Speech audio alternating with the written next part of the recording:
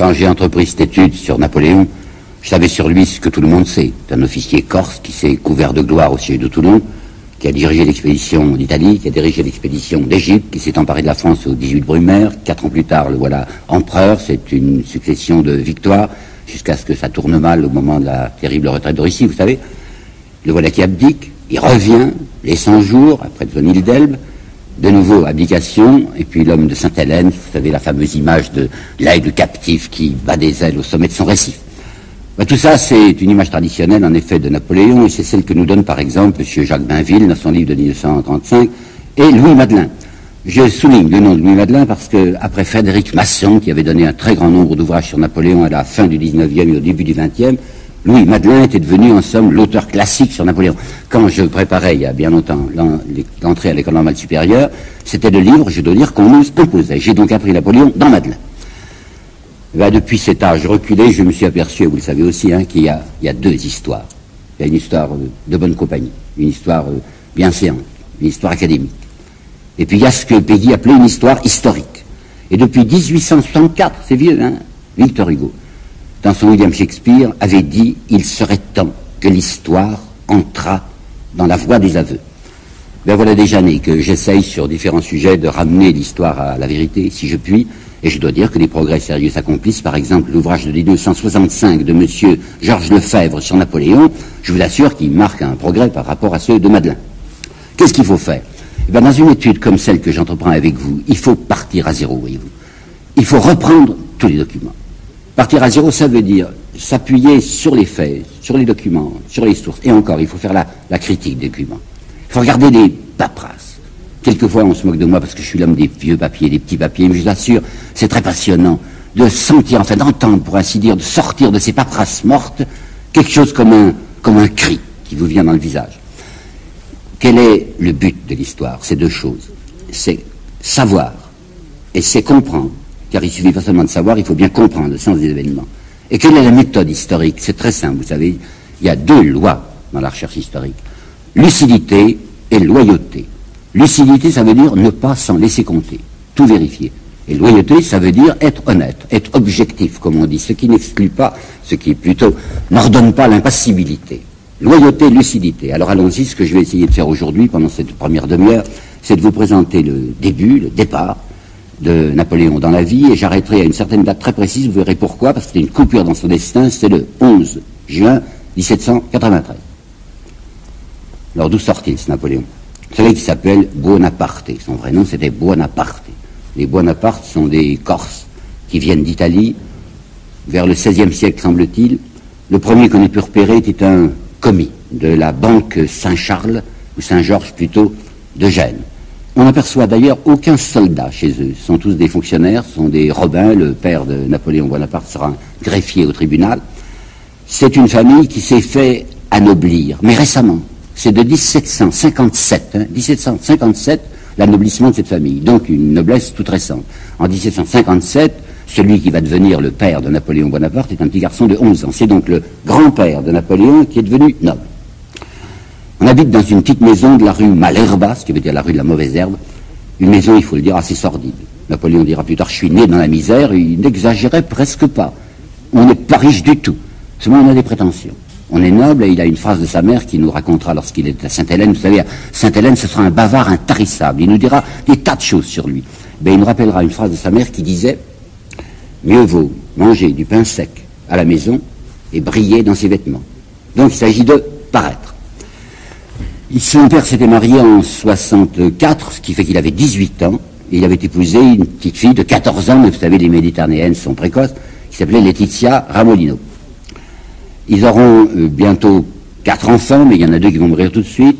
L'aîné s'appelle Giuseppe, qu'on appellera ensuite Joseph. Il est né en février 68, mais dans cette même année 68, un énorme événement se produit, c'est au mois d'août l'année 68, la Corse, qui en principe appartenait jusqu'alors à Gênes, à l'état de Gênes. Je dis bien en principe parce que vous savez, les liens étaient très détendus, il y avait en Corse un nommé Paoli qui dirigeait tout, on s'arrangeait pour ne plus payer les impôts que les Génois imposaient, par conséquent il y avait une quasi-indépendance. Mais, au mois d'août 68, l'état de Gênes vend la Corse à la France.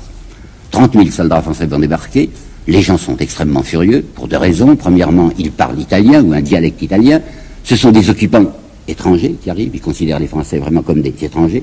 Et d'autre part, si les impôts ne se payaient plus du côté de Gênes, maintenant, avec le gouvernement royal, le gouvernement de Louis XV, puis bientôt Louis XVI, les impôts seront sérieux. D'où une très violente résistance, des combats, enfin ça va très mal.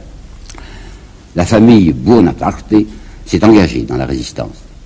Et le père, Carlo Buonaparte, celui qui va bientôt être le père de Napoléon, est un des premiers collaborateurs de ce Paoli, son premier lieutenant, enfin quelqu'un qui se bat, paraît-il, qui aura même fait le coup de feu contre les Français.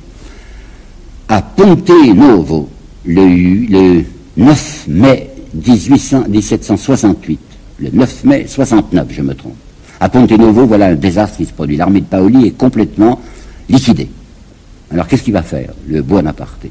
Brusquement, Buonaparte va renverser sa politique, faire une volte-face, quitter Paoli et la résistance pour passer à ce qu'il faut bien appeler la collaboration. Voilà le Corse Carlo Buonaparte qui passe du côté des Français et qui se fait immédiatement détester d'une grande partie de la population et très particulièrement, vous le comprenez bien, de Paoli. Ça se situe à peu près en mai ou en juin 1769. Et le 15 août 1769, cette famille s'agrandit, le quatrième enfant, mais je viens de vous dire qu'il y en a déjà deux qui sont morts, il ne reste plus que le Giuseppe. Ce quatrième enfant, on va lui donner un prénom qui nous paraît inhabituel, mais qui était habituel là-bas, Napoleone. Sa mère dira, peut-être en souriant, Nabulione, et même, comme font souvent les mamans pour le petit garçon diminutif, il s'appelle le petit Nabou. Et bien, le petit Nabou, plus tard, laissera lui-même entendre qu'il n'est peut-être pas le fils de son père, mais qu'il est le fils du gouverneur français qui est là, le général comte de Marbeuf. En particulier, lorsqu'il reviendra de l'expédition d'Égypte, c'est en 99, sur le bateau qu'il ramène, il était avec un groupe de savants, et avec Monge en particulier. Il le dit à Monge, je peux être un général pour père. Ça me paraît impossible. Il n'aimait pas beaucoup son père, je vous en parlerai. Ça lui paraissait plus avantageux d'être le fils d'un général français qui s'appelait Marbeuf, puisque du côté des siens, il n'y avait aucun soldat, tandis que s'il était le fils d'un général français, ça le plaçait. Non, les dates sont là. Vous savez, il est né, vous avez bien entendu, hein, il est né le 15 août 69. Or, au mois de mai 69, sa mère, son père ne connaissait pas encore Marbeuf. Ils étaient du côté de Paoli. La trahison de Carlo Bonaparte se situe par exemple, enfin par là, en juin 69. Donc il est impossible que Laetitia Ramolino, devenue Madame Bonaparte, ait été la maîtresse de Marbeuf qu'on ne connaissait pas 9 mois plus tôt. Donc pas question, il est bien le fils de son père. Mais si Marbeuf n'est pas son père, il est aujourd'hui certain, il faut le dire, que M. de Marbeuf va devenir l'amant de sa mère. Tout à fait au-dessus de M. Carlo Bonaparte. Et Carlo Bonaparte, c'est un réaliste. Il s'était marié en 64, je vous l'ai dit, en 65, il avait déjà une sale histoire, il avait 19 ans en 65. On le trouve, on ne sait pourquoi, à Rome, mêlé à une histoire fâcheuse, à la fois une fille engrossée alors qu'il est marié et qu'il a abandonné, et d'autre part une escroquerie. Alors c'est pas très étonnant que cet homme se soit dit, mais il y a beaucoup d'avantages pour moi à être du dernier bien grâce à ma femme, avec le gouverneur. Et en effet, ça va rapporter. Par exemple, dès 1777, ce monsieur Carlo Bonaparte va être désigné par Marbeuf pour être un des représentants de la noblesse corse aux États de Corse qui se réunissent à Versailles. Il a plusieurs enfants.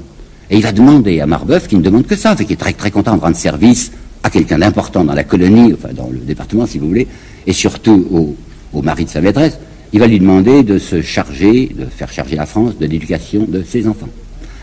Alors le Carlo Bonaparte, qui est malin, se fait donner un certificat d'indigence. À ce moment-là, il n'était plus indigent. Le départ, oui, il l'était, mais depuis l'amitié protectrice de Marbeuf, que Paoli appelait du reste le pacha luxurieux, depuis cette amitié protectrice, la famille s'est établie sur un pied un peu meilleur.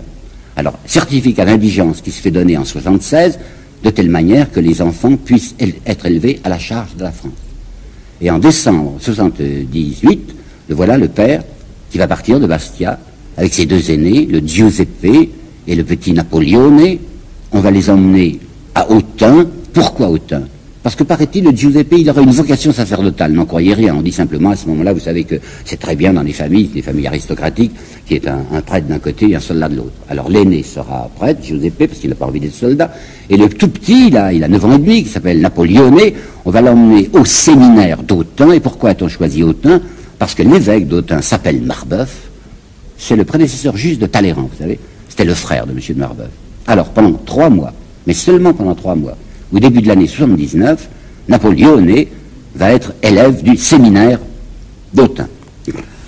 Il ne sait pas le français. C'est très important. Il ne sait pas, absolument pas le français. Il sait un dialecte corse. Et pendant ces 3 mois, on nous dit, par exemple, M. Madeleine dit, il a appris le français en 3 mois. Non, c'est pas vrai. Il a commencé à baragouiner le français. Et au bout de 3 mois, il va aller à une école militaire, puisqu'on le destine à être un officier, l'école militaire de Brienne. Brienne dans l'Aube, vous savez, près d'Arcy-sur-Aube, la patrie de Danton. Là, il va pas rester 3 mois, il va rester 5 ans. Qu'est-ce que nous avons comme renseignements sur le petit Napoléon né à Brienne? Bon, il y en a pas mal, mais seulement ils sont pas sérieux. Je vous parlais de la critique des documents, et c'est là qu'il faut faire très attention. Il y a dans la correspondance de Napoléon un texte qui est encore aujourd'hui souvent admis, et qui est visiblement un faux. Je vais vous le montrer, je vais vous dire pourquoi c'est un faux. C'est une lettre que le petit Napoléoné aurait adressée à sa mère en avril 81, ce qui lui fait 12 ans, à peu près, même pas 12 ans. Il parle de ses camarades. Et il aurait dit, il n'y en a parmi eux pas un seul qui ne me soit très inférieur par les sentiments dont mon âme est enflammée. Pensez-vous que ce garçon de 12 ans, de moins de 12 ans, pouvait écrire des choses pareilles? La preuve que ce n'est pas vrai, c'est que les billets authentiques que nous possédons d'un Napoléoné, qui n'a pas 12 ans, mais qui a 18 ans, 19 ans, 20 ans, sont dans un français extraordinairement approximatif. Tenez, par exemple, il écrit en 86, il a 17 ans, il écrit à un libraire. J'entends votre réponse, au lieu de j'attends, mais il écrit bien J-E-N-T-A-N-T. J'entends votre réponse pour vous envoyer l'argent à quoi cela montera. Un autre texte de février 93, il a 24 ans. C'est un texte qu'il écrit à Colonna Cesari. Il lui dit, je vais partir de Bonifacio pour me rendre à Ajaccio, je me trouverai le plus près de voir, écoutez bien, hein, je me trouverai le plus près de voir les nouvelles des commissaires. J'entends de vos nouvelles. Toujours, à 24 ans, il entend toujours ou attend, c'est la même chose. J'entends de vos nouvelles, je verrai de travailler à éclairer l'opinion. Verrai, ça s'écrit V-A-I-R-A-I. Je verrai de travailler à éclairer l'opinion. Par conséquent, le document qu'on nous apporte, celui de 81, il y en a un autre de 82, comme étant des lettres authentiques du petit Bonaparte pour nous montrer à quel point il est extraordinaire en français, tout ça, c'est un mensonge. De même, quand on nous présente des lettres de sa mère, 2 lettres de sa mère, qu'elle lui aurait écrites quand il était à Brienne, c'est une plaisanterie. La pauvre Laetitia, enfin celle qui deviendra Madame Mère, est quelqu'un qui savait à peine lire et écrire à peu près pas, lire un petit peu, est tout à fait incapable d'écrire les lettres qu'on lui attribue. Chateaubriand, dans les mémoires d'Outre-Tombe, dira quand un homme est devenu fameux, on lui compose une enfance de légende. Eh bien oui, on a composé une enfance de légende aussi du sujet de Napoléon. Alors qu'est-ce qu'il a comme certitude? Il n'y en a pas grand-chose comme certitude. 1. À Brienne, il a sûrement été malheureux. Il y a un petit détail important, il baragouine le français, il le parle très mal. Et les camarades, vous savez, c'est jamais gentil. Enfin, quand un garçon arrive là parmi des copains et qui parle un français très mauvais, les garçons se moquent de lui. En plus, il a eu l'imprudence d'avouer son prénom. Encore, c'est rien, hein, Napoléoné, ça va. Mais quand il est Napoléoné au petit garçon de Brienne, alors on l'appelle tout de suite Napoléoné. Et il n'aime pas ça du tout. D'autre part, c'est un garçon qui n'est pas brillant. M. Madeleine. Il nous dit qu'il était d'une intelligence tellement exceptionnelle qu'il a dépassé très rapidement ses maîtres, en particulier en mathématiques. Mais non, c'est-à-dire qu'on a été allé regarder les dossiers, on les a, les dossiers du petit Bonaparte, là-bas, quand il était à Brienne. Élève très moyen. En mathématiques, un peu supérieur au reste, mais très moyen. Voilà, c'est à peu près tout ce qu'on sait. Sinon, une petite note qui est très intéressante, qui est une note du directeur, qui dit « caractère soumis ». Alors quand, à 15 ans, il quitte cette petite école de Brienne, c'est un garçon très convenable, pas brillant, pas extraordinairement brillant, mais surtout qui n'est nullement en révolte, comme on l'a souvent représenté. Et où va-t-il à 15 ans? Il va à l'école militaire supérieure de Paris, l'école militaire supérieure qui était pour les cadets gentilshommes, et il est cadet gentilhomme, comme Chateaubriand le sera l'année suivante. C'est un home de luxe, vous avez cette école militaire de Paris, c'était pas sérieux du tout. Quand je pense que M. Bainville, dans son histoire de la Révolution, l'histoire de Napoléon aussi, Bainville dit, dans cette armée d'Ancien Régime, tout était sérieux. Oui, quand on regarde de près, c'est pas sérieux du tout, à preuve que le budget de la guerre, savez-vous, le budget de la guerre en 1789, la moitié du budget de la guerre était consacré à la solde des officiers. Alors, pendant moins d'un an, le petit Bonaparte va se trouver dans cette école militaire de Paris, il y entre en octobre 84, il en sort en 85, en septembre 85, pas dans un rang très brillant, il sort 42e sur 58, et le voilà qui, à 16 ans, est sous-lieutenant. Le visage qu'il a à ce moment-là, c'est le premier que nous possédons, celui que vous avez vu peut-être tout à l'heure sur le générique. C'est le premier visage sérieux, enfin authentique, que nous avons de ce garçon. Avec une note également de la direction, disant Autun féru d'amour-propre, très ambitieux. Vous voyez qu'il a pas mal changé entre Brienne, caractère soumis, et ce qu'il est maintenant. C'est vrai qu'il est un sous-lieutenant, un brillant sous-lieutenant qui va aller au régiment dit de l'affaire à Valence. Régiment de l'affaire à Valence, si on regarde la carrière de l'officier Bonaparte, on s'aperçoit que c'est une carrière d'éternel permissionnaire. C'est ça que Bainville appelait le sérieux de l'armée d'Ancien Régime. Alors je vais vous donner des chiffres, pardonnez-moi de les lire parce que c'est très important.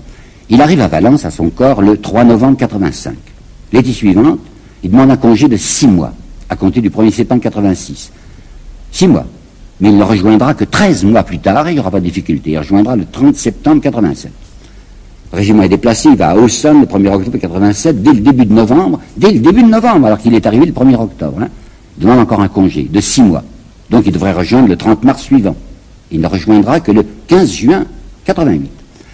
Le 9 septembre 89, nouveau congé de 6 mois, qui en feront cette fois 16 mois. Il sera absent du régiment toute l'année 90. Il ne rejoindra que le 11 février 91.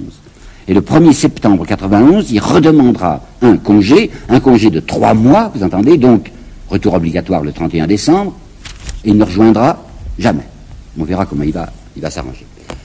Le cas particulier de cet officier français, c'est qu'il déteste la France. Il déteste la France pour un certain nombre de raisons. D'abord parce qu'il parle mal le français, parce qu'il a un teint olivâtre, parce que les camarades le considèrent comme un métèque, parce qu'il est pauvre aussi, et parce qu'il n'a pas de relation, et qu'il voit ses camarades promis à des situations rapides parce qu'ils ont des appuis en France, tandis que lui a eu Marbeuf, et Marbeuf, maintenant, il n'est plus dans la course. Alors c'est un garçon qui est furieux aussi de penser que les occupants français viennent prendre toutes les places. Je vais vous apporter des textes là-dessus. Il ne faut jamais affirmer, surtout des choses violentes comme celle-là, sont des preuves. Il écrit à Goubico, qui est greffier des États de Corse, « Continuerons-nous à baiser la main insolente qui nous opprime? Continuerons-nous à voir tous les emplois, vous entendez, tous les emplois que la nature nous destinait, tenus par des étrangers? » Voilà ce que l'officier français, l'officier Bonaparte du régiment d'Auxonne, va écrire en marge d'un bouquin. « Féroces et lâches, les Français joignent aux vices des Germains ceux des Gaulois. C'est le peuple le plus hideux qui ait jamais existé. » C'est l'officier français Bonaparte qui écrit ça. Et le 12 juin 89, écrivant à Paoli, « Quand je naquis, la patrie c'est la Corse, la patrie périssait. 30 000 Français vomis sur nos côtes, noyèrent la liberté dans les flots de sang. L'esclavage fut le prix de notre soumission. Accablés sous la triple chaîne du soldat, du légiste, du précepteur, nos compatriotes vivent méprisés, etc. » Puis vous vous rappelez, je vous ai parlé, je crois, une fois de l'affaire Dreyfus. On avait cité la lettre de 1884 d'un certain officier Esterhazy, qui, lorsqu'il était lieutenant de l'armée française, disait « Ma plus grande joie serait d'entrer dans Paris à la tête d'un escadron de Uhlans et de sabrer 100 000 Parisiens. » Le petit Bonaparte est à peu près du même genre. C'est un petit colonisé, excuse que n'aura pas Esterhazy, c'est un petit colonisé, un colonisé de fraîche date, qui se fait entretenir par la France, mais qui attend les moyens de l'égorger. Alors quel jeu va-t-il mener? Un double jeu. Quand il est en France, à son régiment, il est loyaliste, l'officier français. Mais quand il est en Corse, et vous avez vu qu'il y est tout le temps fourré, puisqu'il prend des congés perpétuellement, il est séparatiste. Ce double jeu, à partir de 89, va devenir ce qu'on peut appeler un double jeu au carré. Car il s'agit de voir l'attitude curieuse de Bonaparte à l'égard de la Révolution. Selon les opportunités, selon les uns, selon les autres, il est de gauche ou il est de droite. Quand il est à Valence, le voilà qui s'inscrit au club des Jacobins de Valence. Il est presque montagnard, enfin, il est très à gauche. D'autre part, il écrit une lettre contre un député qui s'appelle Buttafuoco, qui est un député corse de droite, de la noblesse. Et c'est à propos d'ailleurs qu'il dit « Heureusement que mon père est mort quand j'avais 17 ans, parce qu'il m'aurait beaucoup gêné au moment de la Révolution. Mon père aurait certainement été un député de droite, de la noblesse, de droite, en Corse, et ça m'aurait horriblement gêné. » Alors il écrit à Buttafuoco une lettre très violente, très méprisante, où il crie à la fin « Ô Mirabeau, ô Lafayette, ô Robespierre !» Et puis, dans un article qu'il a fait, une espèce de discours qu'il a fait pour l'Académie de Lyon, 91, vous le voyez écrire ceci: « Contre les rois, il n'y a point d'homme là où les rois sont souverains. Contre les nobles, brigands à parchemin, dit-il. Contre les moines, qu'il appelle des fakirs cloîtrés. Contre les riches, dénonçant leur égoïsme et exaltant le mépris de l'or. » Voilà l'aspect gauche du citoyen Bonaparte. Mais en même temps, il a un aspect de droite. Quand il était à Auxonne, il a été obligé de participer, comme lieutenant, à des répressions. Ce que M. Bainville appelle des désordres vulgaires. Des désordres vulgaires, ça veut dire des émeutes de la famine. Alors ça lui est arrivé 2 fois, en avril 89 à Sœurs, en juillet 89 à Auxerre, et à Auxerre il a eu un mot extrêmement intéressant, avant de faire tirer contre la foule, où il y avait surtout des paysans, il a dit que les honnêtes gens se retirent, je ne tire moi que sur la canaille. D'autre part, il a caché maintenant, vous pensez à ses camarades de régiment, il n'a pas dit qu'il s'appelait Napoléon, c'est ridicule. Alors il a signé Carlo, comme son père, Carlo Bonaparte. Mais il ne signe pas Carlo Bonaparte, il signe Carlo de Bonaparte. Dans cette note à Goubico, dont je vous parlais tout à l'heure, où il disait ce sont les Français qui prennent tous les emplois qui nous reviendraient normalement, il dit, et la plupart du temps, des gens de naissance abjecte. Est-ce que lui, c'est un aristocrate?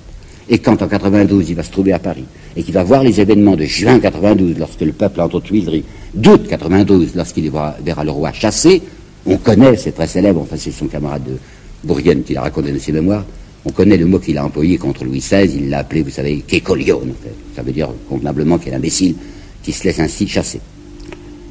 Il y a une note de lui, il avait 20 ans, 21 ans, que je tiens à vous lire, où il parle de son dégoût de tout. C'est une note intime, son dégoût de tout. Car je ne puis pas suivre la seule manière de vivre qui pourrait me faire supporter la vie. Qu'est-ce que c'est cette manière de vivre? C'est un officier sans relation, sans appui. Oh, il a entouré son général Dutheil de toutes sortes d'assiduités, mais enfin, il n'a pas beaucoup avancé. Et qui se dit, qu'est-ce que ça va être ma carrière? Eh bien, l'avancement tous les 15 ans. Avancer tous les 15 ans, c'est rien, c'est pas sérieux. La seule manière de vivre qui me ferait supporter la vie, c'est l'opulence. Mais il faut savoir que c'est ça le but de ce pauvre, de cet officier pauvre qui s'appelle Bonaparte, qui convoite l'argent, qui convoite une grande situation, et tout l'intérêt de l'étude que nous allons conduire ensemble, c'est de voir ses voies et moyens pour parvenir à cette opulence qui est son but. Alors en Corse, qu'est-ce qu'il va faire? Il faut coller à Paoli, bien sûr. Paoli, c'est le grand homme. Il a été exilé, il est maintenant en Angleterre, mais enfin, tous les Corses se bénissent Paoli. Mais lui, il s'appelle Buonaparte. Et les Buonaparte, ils sont très mal vus de Paoli, puisque le père a trahi, puisqu'il est passé du côté de la collaboration. Alors vous voyez, toute la politique du petit officier Bonaparte, c'est de coller à Paoli, de flatter Paoli. Le 12 juin 89, il lui envoie une grande lettre contenant les insultes contre la France que je vous ai dites, et se terminant par la proposition d'écrire une histoire de Corse, où lui, le petit Bonaparte, mettrait Paoli sur un pinacle. Paoli répond très froidement. Le nom de Bonaparte est extrêmement hostile. Il lui a écouté, on verra, enfin quand vous serez plus mûr. Le 30 novembre 89, voici, grâce à Mirabeau, l'Assemblée nationale qui amnistie Paoli, l'ancien résistant, et qui dit, il va rentrer en Corse, et même on lui donnera une belle situation. Alors immédiatement, Bonaparte s'affole en se disant comment est-ce qu'il va me recevoir. Il fait mettre une banderole sur sa maison, vive Paoli, vive la nation. Et le 17 juillet 90, lorsque Paoli arrive à Ajaccio, vous imaginez l'accueil délirant, et Bonaparte est au premier rang pour se faire admettre. Il y a des élections au directoire départemental. Il est trop jeune pour se présenter. Il va présenter son frère, Giuseppe, qui a abandonné toute idée ecclésiastique, qui voudrait faire de la politique. Mais Paoli ne veut pas de ces Bonaparte. Et là, à Sainte-Hélène, Bonaparte, enfin Napoléon, racontera les blagues les plus émouvantes, mais il nous dira, Paoli voulut me gagner, me serra sur son cœur, me dit que j'étais un héros, mais il ne put réussir auprès de moi. Élevé en France, j'étais français, et ne respirais que les idées françaises. C'est ce qu'il raconte en 1817, comme transfiguration, enfin comme transmutation du réel. Vous avouerez que c'est assez réussi, assez coquet. Si seulement Paoli l'avait serré sur son cœur, mais Paoli continue à le regarder de haut. Échec l'année suivante quand il essayera de présenter son frère à la législative. En 92, il essaye de devenir lieutenant-colonel de la garde nationale. C'est un gamin, enfin, il a 24 ans. Et en France, qu'est-ce qu'il est? Il est lieutenant. Oui. Et bien, le lieutenant va essayer d'être lieutenant-colonel. Il va y arriver par des procédés qui, semble-t-il, en France, sont difficilement acceptables, mais qui sont un peu plus connus en Corse, puisqu'on a le chiffre des voix qu'il a obtenues. Il a eu 522 voix sur 492 inscrits. Alors, ayant tripoté comme ça les urnes, il arrive tout de même à être lieutenant-colonel, et il va se déchaîner contre le colonel Maillard, qui représente l'État français à Ajaccio, parce que le colonel Maillard, au moment de Pâques 92, a fait un défilé, enfin une procession, dans les rues. Le colonel Maillard était catholique, à ce moment-là, il n'y avait pas encore de rupture entre le catholicisme et la Révolution, et Napoléon, qui prend une attitude extrêmement anticléricale, vous avez vu les fakirs cloîtrés, va lancer ses hommes de la garde nationale contre les soldats français, au nom de Paoli, pour essayer de s'emparer de la citadelle et faire du séparatisme. Sa situation est tellement mauvaise, c'est tellement dangereux, lui qui est un officier en somme déserteur, que Paoli lui dit, je crois que vous devriez aller à Paris pour essayer de régler votre situation. Alors il va à Paris. Il obtient à Paris quelque chose d'inouï. C'est un officier déserteur. Et savez-vous que ce garçon, le 13 juillet 92, comme récompense d'avoir déserté, il va être nommé brusquement capitaine. Pourquoi? Parce que nous sommes en juillet 92. Parce que c'est la guerre.